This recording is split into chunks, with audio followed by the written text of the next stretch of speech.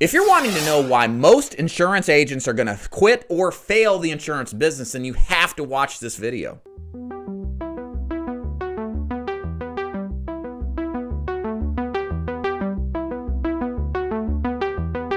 Hey, it's Dave Duford, owner of Duford Insurance Group, where I train and recruit agents nationally to sell things like final expense, Medicare, and annuities, both face-to-face and over the phone. Please make sure to like and subscribe to my channel if you happen to like this video. In today's video, I'm going to talk about the most common 5 reasons why insurance agents quit or fail the insurance business. And the reason I'm putting this video together is because the insurance industry is just flat out awesome.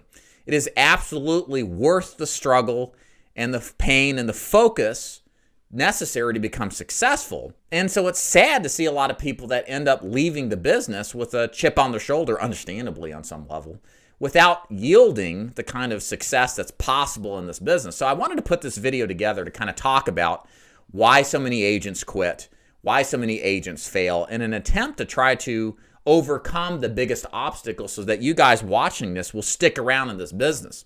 There's a famous agent that once said that basically the way that you do well in selling insurance is simply to survive, and I can't say any more than how true that is. If you just stick with this business and keep working and keep focusing on whatever product it is you're selling, it's likely you're going to experience some kind of success in this business. But you don't want to get out of this business too early. And I want to put this video together to kind of give you some ideas of how to avoid that through what I've experienced through doing surveys and obviously talking and recruiting agents since 2014 as far as what are the most common things and reasons why they quit. So let's jump right into that and cover the 5 reasons why agents most commonly quit this business. So first one is what I think the reason most businesses fail in America, albeit in insurance or anything else, and that is running out of money. Cash is king, ladies and gentlemen, and if you simply don't have enough money on hand to cover your expenses and your operating costs for your business, you're going to fail whether you're selling insurance or you're in any other industry.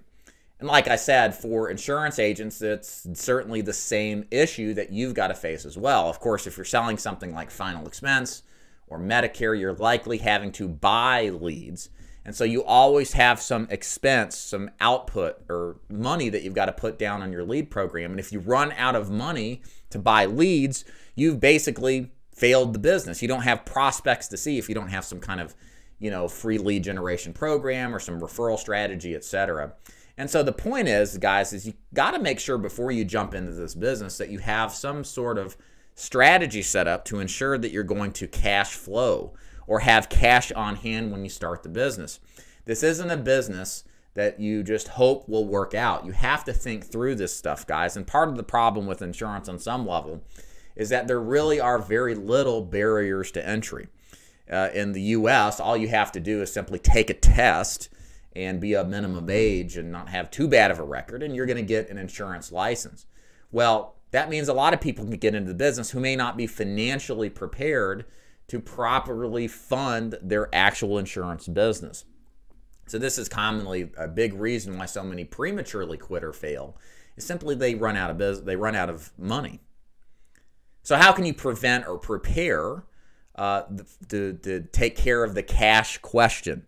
So first of all, if you're not sure that you've got enough money on hand, but you really are passionate about being in this business, then think about starting insurance sales on a part-time basis. That's what I did.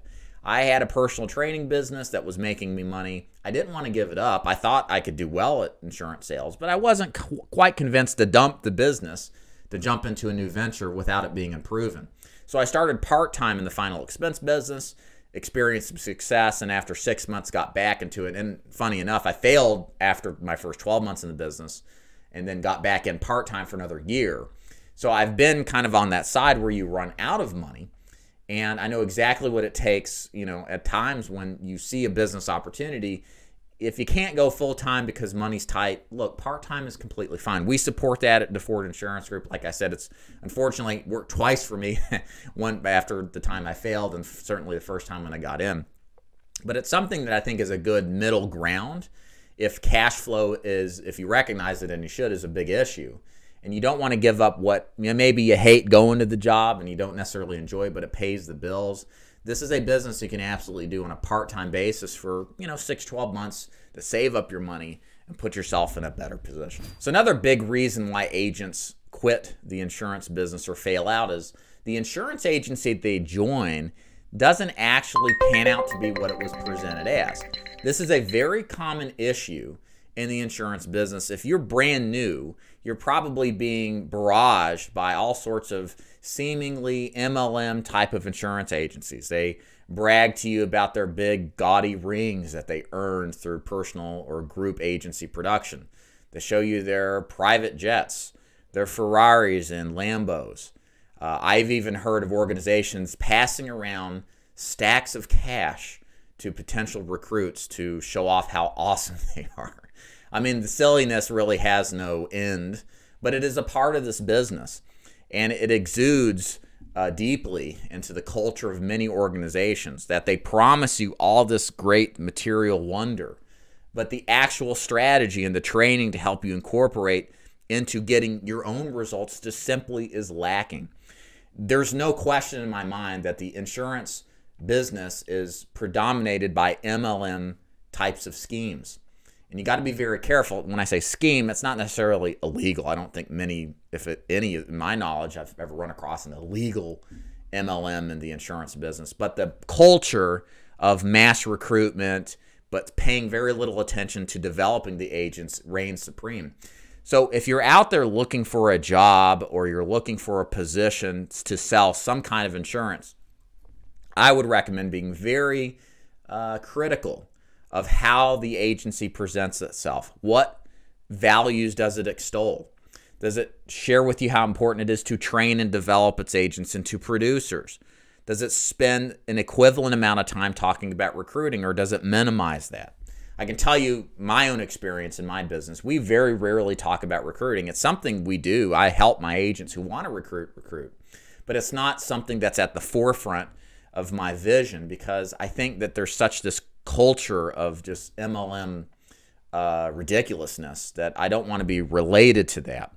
I think it's important there, nevertheless, for agents to develop as producers first and foremost before they get into recruiting. So that's where my focus is more on for my new agents, is let's get you selling so you don't have to depend on others who may or may not work to make your money. And then if you decide after you've had some experience to get in recruiting, we absolutely can help you. So some advice on what to look for. Obviously, the obvious signs that they're an MLM, all the showiness and gaudiness. If that you see that, you probably should run. Talk to actual producers. Look at the actual commission levels that you're getting. Likely, if you're an MLM, they're much lower than even smaller organizations like mine or other organizations will offer you, because there's so much fat between you and the top. And really judge the character of the people who are recruiting you. Ask questions about the business, about can you get released? Do you own your book of business? What makes you different from somebody else? And see what their actual responses are.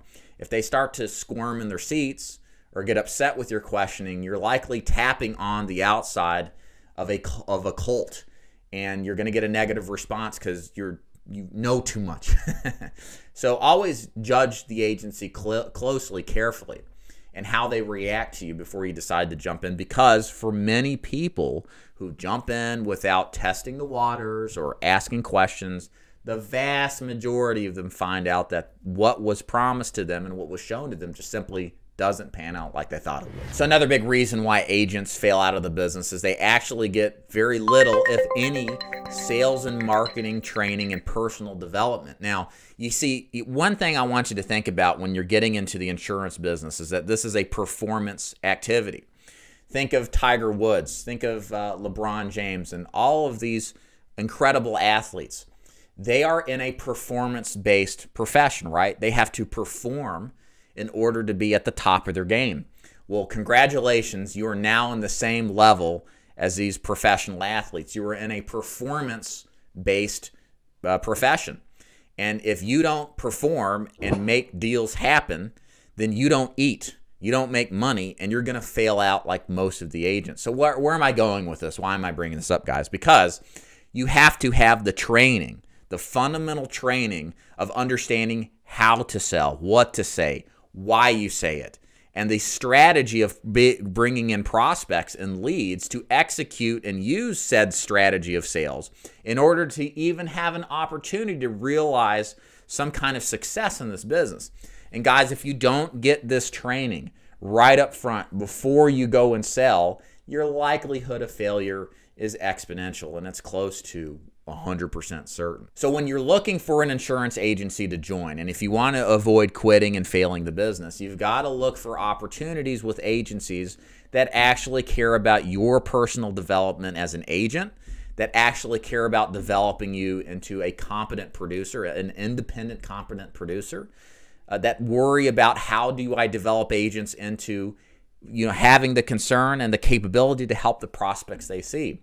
If you don't get that, and you're not being shown that right from the beginning of any agency that you're looking to join, ladies and gentlemen, the failure percentage is almost certain. So look for training. Look for organizations like mine that value training first and foremost, because if you don't get it, like I said many times now, failure is almost guaranteed. Another reason that people fail out of the insurance business is simply the product they selected simply doesn't make sense for them personally, or the opportunity of said product just doesn't match what the market actually yields. So for example, there are some programs out there that are high ticket dollar type of products. They're 4 or 5 figure type of insurance commissions, and they sound really sexy.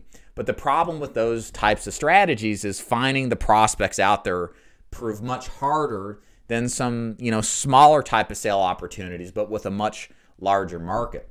So you got to make sure whatever the product you're looking for has some type of marketing system to predictively get you in front of prospects that you can go see, because you don't want to sell a product where the market is thin or it's so competitive that you're going to have a real hard chance of making any sales because you're up against competition constantly.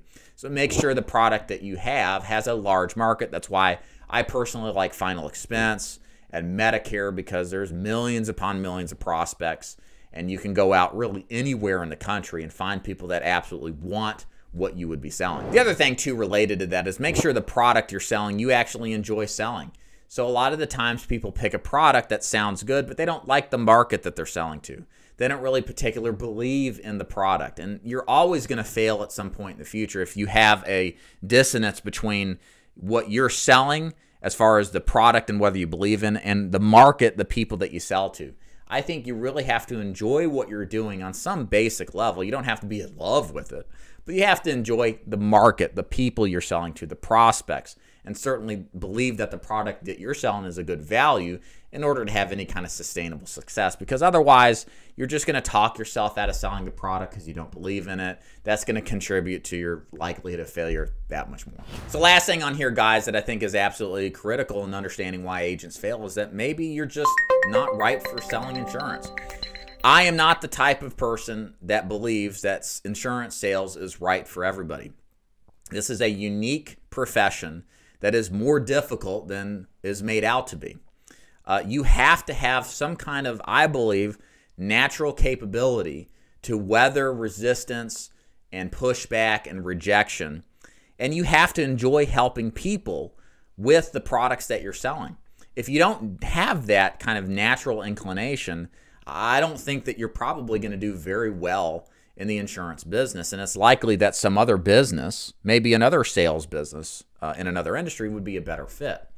So you might just not be a good fit for it. That does happen from time to time. Again, people in the insurance business are salespeople by design, and they know how to persuade people. And sometimes the persuasion level is so good that people who have no business being in this business get sucked into it, and they recognize too late after losing money that it just wasn't a good fit. So really ask yourself, do you like working with people? Do you want to help people? Do you like the idea of having complete autonomy and independence? Are you okay with not having an office to go to and having the camaraderie that a normal working person would get? Because the insurance business is pretty much a lone wolf type of job for most of us. And if you're not sure about this stuff, it might not be a good fit for you, and that's okay. I say all this because you don't want to end up a statistic like so many of the agents, 90% plus, that eventually fail or quit the business. If you just don't feel a draw to it or passion, go find something else. There's so much opportunity in this great country we live in. And if insurance isn't it for you, keep doing your research and due diligence. There's likely something else. So I hope this gives you some perspective on what the common reasons why insurance agents end up quitting or failing the business. And the whole purpose of this, ladies and gentlemen, is to help you avoid becoming a statistic. This business is absolutely awesome, like I started off with. And the last thing I want agents to do is fail and not realize what opportunities and potential there are. I started in this business in the worst of situations, a failing business, very little money, up to my eyeballs in debt, and I worked through it, and now I'm living a lifestyle and I have a business that is second to none. And it's because the insurance business provided this opportunity to me. And I want you out there, if you have a draw towards it, a passion towards it, to really consider getting into this business, but to do it the right way and understand that doing it the right way is the only way to do it. And that is what's going to ultimately reduce the chances of failure and increase your chances of success. So if you enjoyed this video, please like and subscribe. If you want to learn more about joining my agency, click the links above or below. It's going to take you to my website so you can learn more about how we do things. And I thank you so much for watching. Hope you learned something. See ya.